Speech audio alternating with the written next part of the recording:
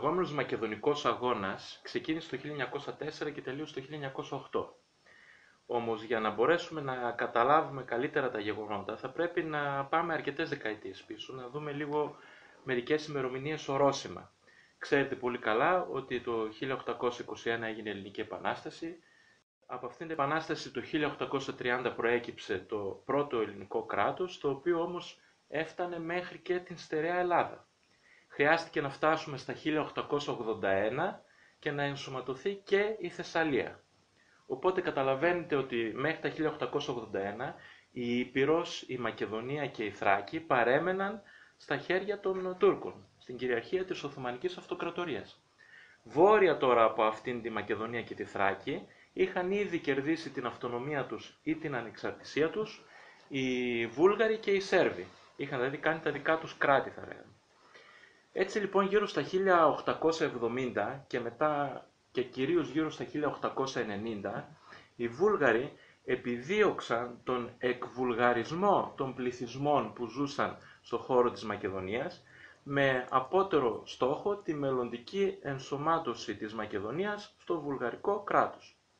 Για το σκοπό αυτό οργάνωσαν στη Μακεδονία ένοπλες ομάδες Βουλγάρων που έμειναν γνωστοί ως κομιτατζίδες και οι οποίοι με διάφορα τρομοκρατικά μέσα επιδίωκαν όπως είπα, τον βίαιο εκβουλγαρισμό του πληθυσμού της Μακεδονίας. Αποκορύφωμα αυτής της επεκτατικής τους πολιτικής ήταν η επανάσταση του Ήλιντεν που έγινε στις 2 Αυγούστου του 1903. Τότε λοιπόν ένοπλες ομάδες κομιτατζίδων Βουλγάρων επιχείρησαν να παρασύρουν τον πληθυσμό της Μακεδονίας σε μια φιλοβουλγαρική επανάσταση κατά των Τούρκων.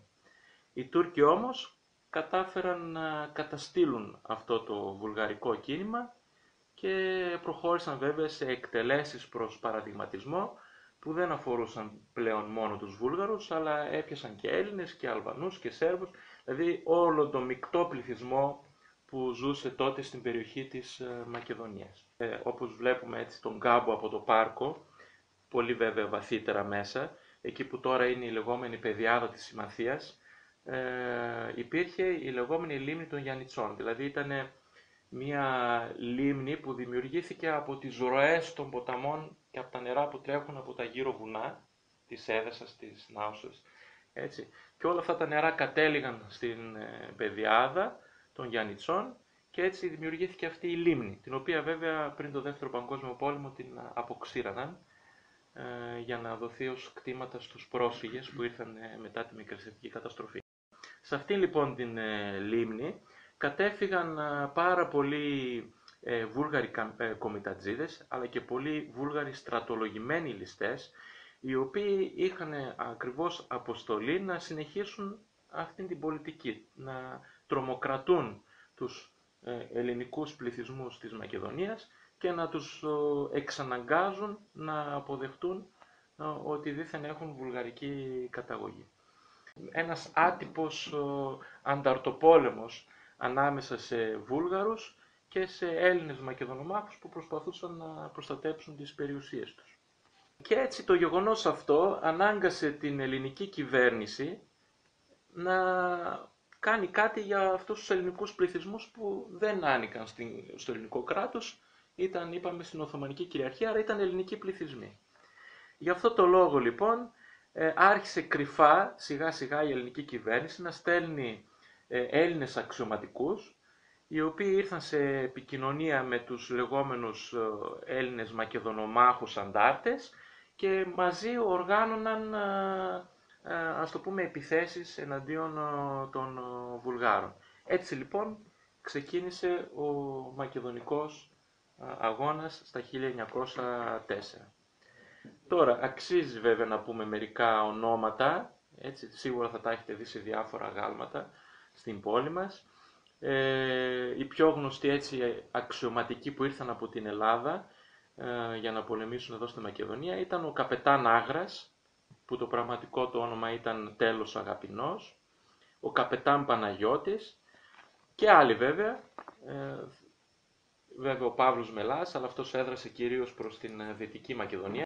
Αυτοί λοιπόν ήρθαν σε συνεννόηση με ντόπια παλικάρια, όπως ήταν ο Γκόνος Γιώτας από τα Γιαννιτσά, ο Μίγκας από την Άουσα, και ύστερα από πολλούς σκληρούς αγώνες μέσα σε αυτήν την λίμνη, μέσα στις καλαμιές, μέσα στις αρρώστιες, στην ελονοσία, στην υγρασία, μέσα στα κρυσφύγετα, εκεί που δεν ήξερες ανά πάσα στιγμή μπορούσαν να σε σκοτώσουν και να μην το αντιληφθείς που λέμε, από πού σου ήρθε η σφαίρα. Μέσα λοιπόν σε αυτό το κλίμα κατάφεραν τελικά οι Μακεδονομάχοι Έλληνες να εκπορθήσουν το άντρο των Βουλγάρων κομιτατζίδων που βρισκόταν στη μέση της λίμνης. Η Νάουσα λοιπόν είχε έναν κεντρικό ρόλο γιατί ήταν ψηλά, έτσι ήταν ένα φυσικό φρούριο θα λέγαμε, και ήταν αναμενόμενο στην Άουσα να εγκατασταθεί το τρίτο στρατηγείο αυτού του λεγόμενου άτυπου πολέμου, γιατί γινόταν κρυφά. Η Ελλάδα δεν φαινόταν πουθενά ότι στήριζε τον πόλεμο, έστελνε κρυφά αξιωματικούς που ενσωματώνονταν με τους Έλληνες αντάρτες και πολεμούσαν στα βουνά. Δημιουργήθηκε λοιπόν εκεί ένα τρίτο στρατηγείο. Το πρώτο ήταν στην Αθήνα, το δεύτερο στη Θεσσαλονίκη, που ήταν πάλι υπό Οθωμανική κυριαρχία. Και εκεί λοιπόν αποφάσισαν αυτοί που οργάνωναν, τέλος πάντων κατεύθυναν τον Μακεδονικό αγώνα, αποφάσισαν να στείλουν εδώ στην Άουσα έναν γιατρό, τον Χριστόδουλο Περδικάρη. Έτσι, το σπίτι αυτό είναι στην οδό Χριστοδούλου Περδικάρη. Έτσι.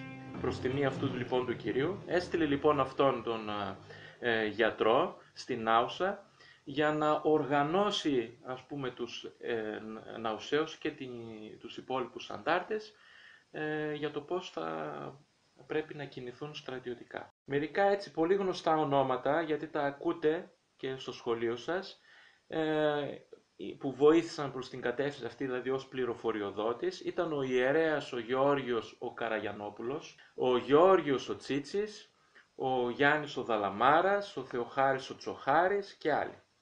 Όταν λοιπόν έφτασε η ώρα του Μακεδονικού αγώνα, λοιπόν, η πόλη ήταν έτοιμη να στηρίξει τα σώματα του Μαζαράκη, του Τέλου Άγρα, οι οποίοι λοιπόν δρούσαν κρυφά θα λέγαμε, που αποτελούσαν το τοπικό κέντρο άμυνας. Ήταν ο Ζαφυράκης ο Λόγκος, ο Τζον Περδικάρης, ο Σταύρος ο Χωνός, ο Κώστας ο Χατζημαλούσης, ο Φίλιππας Αρνής, ο Αριστίδης Κόκκινος, ο Σπύρος Λαναράς, ο Εμμανουήλ Γκαρνέτας, ο Καπετάν Νταούτης, ο Γιάννης ο Καρανάτσιος, ο Αντώνης ο Μίγκας, ο Γιάννης ο Σιμανίκας, ο Νικόλαος ο Νικόλτσης. Εδώ στο Βέρμιο έγινε μια πολύ μεγάλη μάχη, η μάχη της Χονδροσούγκλας.